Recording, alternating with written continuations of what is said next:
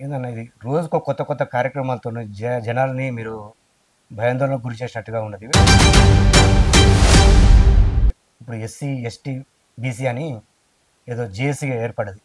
అసలు జేఏసీ ఏర్పడవలసిన అవసరం మీకేమొచ్చింది? అంటే ఇన్ని రోజులు గుర్తుకు రాలేదా? ఇప్పుడు బీసీ వాదం అనేది బాగా వినబడుతున్నది.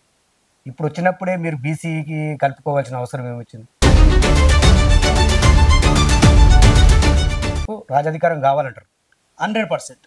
అయితే ఇంత ముందుకు దళితులకు రాజాధికారం కావాలి, మహారాజులు అనేది అది లేవనెత్తారు. మరి అది పక్క పోయినట్టేనా? అది